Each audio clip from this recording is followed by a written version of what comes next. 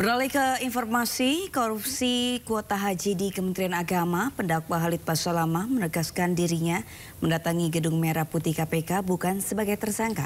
Khalid datang untuk memberikan informasi yang dibutuhkan oleh KPK.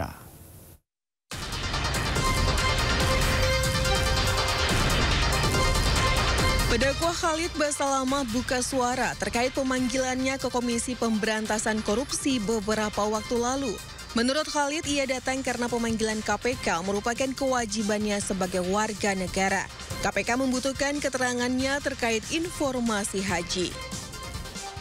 Pada saat teman-teman KPK meminta saya untuk datang, saya datang sebagai bentuk ketaatan kepada pemerintah. Dan itu adalah kewajiban untuk saya datang gitu ya. Tapi yang perlu digarisbawahi, saya datang bukan sebagai tersangka, teman-teman sekalian. Ya. Kalau tersangka bukan begitu modelnya. Antum sudah tahu pakai baju apa di KPK kan? Saya diundang untuk datang dan saya warga Indonesia yang patuh. Apalagi konsep kita patuh pada pemerintah, kita datang. Gitu kan? Apa yang mereka butuhkan informasi kami sampaikan. Sebatas itu. Jadi tidak ada hubungannya antara saya dengan korupsi itu ya. Jauh sekali. Saya bukan Menteri Agama, saya bukan ex-Menteri Agama, saya bukan staf di Kementerian Agama yang mengurus semua ini. Saya tidak ada hubungannya. Saya salah satu praktisi di lapangan yang kebetulan Allah amanakan travel juga melaksanakan ibadah.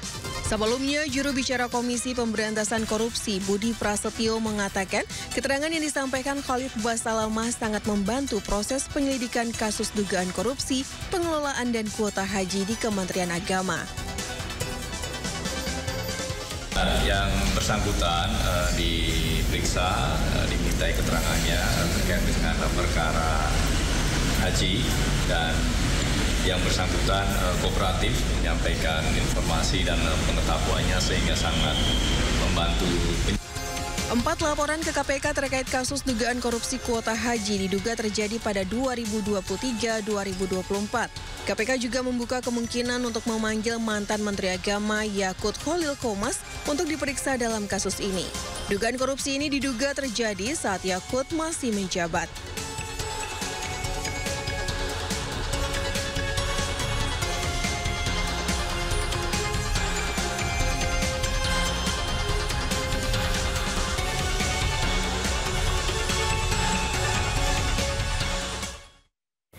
Pemirsa, kondisi kesehatan Joko Widodo jadi sorotan. Spekulasi tentang penyakit Joko Widodo muncul seiring perubahan kulit wajah Jokowi.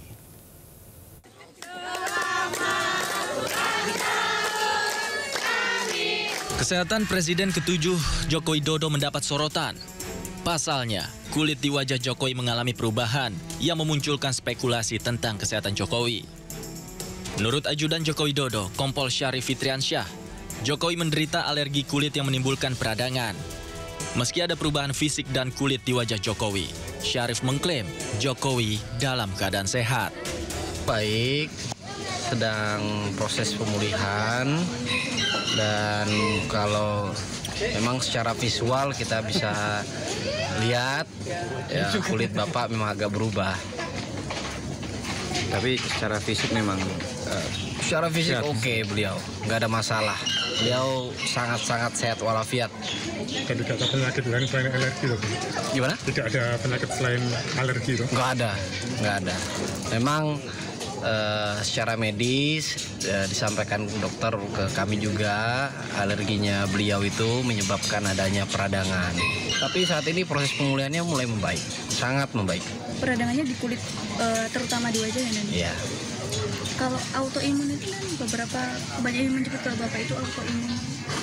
Autoimun? Iya. Nah itu mungkin dokter nanti yang lebih detail menjelaskan.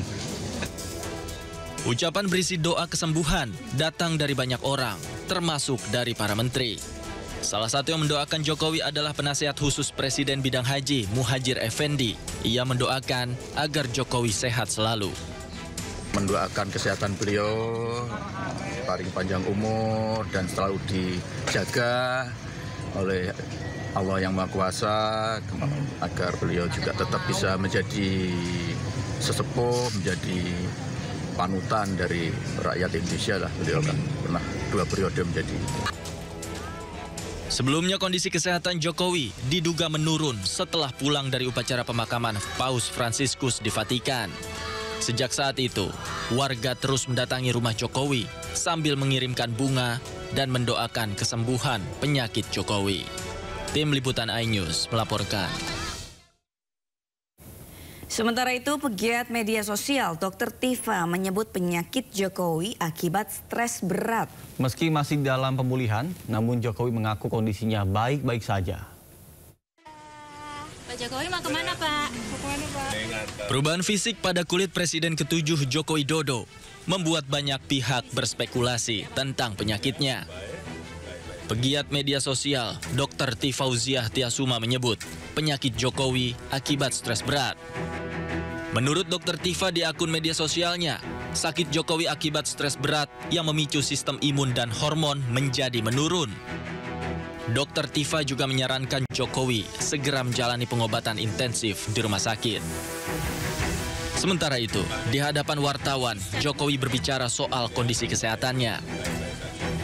Jokowi mengatakan kondisinya sehat dan baik-baik saja. Bahkan, ia bisa pergi berlibur bersama cucunya. Anak dan cucu, keluarga Pak. Kondisi secara umum seperti apa, Pak? Ya, baik-baik saja. Baik-baik saja, tapi masih dalam sedikit pemulihan. Dalam rangka liburan ya, Pak? Gimana? Dalam rangka liburan. Sebelumnya perubahan kulit yang terlihat pada wajah Joko Widodo membuat masyarakat prihatin. Ucapan dan doa mengalir untuk Jokowi agar selalu sehat dan penyakitnya segera sembuh. Tim Liputan iNews melaporkan. Presiden Prabowo memberikan hadiah bagi justice kolaborator. Nantinya saksi pelaku tindak pidana yang bersedia bekerjasama dengan penegak hukum ini bisa bebas bersyarat. Presiden Republik Indonesia memasuki ruang acara. Presiden Prabowo Subianto mengeluarkan peraturan pemerintah nomor 24 tahun 2025. PP ini mengatur pemberian penghargaan bagi saksi pelaku. Tujuannya untuk memberi kepastian hukum dan hak para justice collaborator. PP ini diteken Prabowo pada 8 Mei 2025. Hadiah yang diberikan Presiden Prabowo diantaranya adalah keringanan penjatuhan pidana, pembebasan bersyarat, remisi tambahan hingga hak narapidana lain sesuai dengan ketentuan peraturan perundang-undangan bagi saksi pelaku yang berstatus narapidana. Meski demikian, untuk menjadi seorang justice collaborator ada beberapa syarat yang harus dipenuhi. Tentu KPK akan mempertimbangkan secara substantif dan administratifnya, dan tentu juga KPK akan melihat ya dalam aspek substantif tersebut apakah yang bersangkutan juga menyampaikan informasi-informasi penting untuk mengungkap perkara ini yang jauh lebih besar dan juga melibatkan pelaku-pelaku utama. Selain syarat substantif dan administratif tersebut, bagi pemohon GC juga harus mengembalikan aset-aset yang diduga berasal dari tindak pidana tersebut. Sebelumnya, salah satu kasus yang melibatkan justice collaborator paling menghebohkan adalah pembunuhan Brigadir Yosua pada Juli 2022. Setelah sempat mencabut beberapa keterangan dalam berita acara, Baradae alias Richard Eliezer akhirnya bersedia menjadi justice collaborator. Dari kesaksiannya terungkap Sambo adalah orang yang membunuh Brigadir Yosua. Verdi Sambo divonis mati, namun di tingkat kasasi menjadi hukuman seumur hidup. Menjatuhkan pidana terhadap terdakwa Richard Eliezer Budiang Lumiu dengan pidana penjara selama 1 tahun dan 6 bulan. Menetapkan penangkapan dan lamanya masa penahanan yang telah dijalani terdakwa dikurangkan sepeluruhnya dari pidana yang dijatuhkan. Sementara itu Richard Eliezer divonis 1 tahun 6 bulan.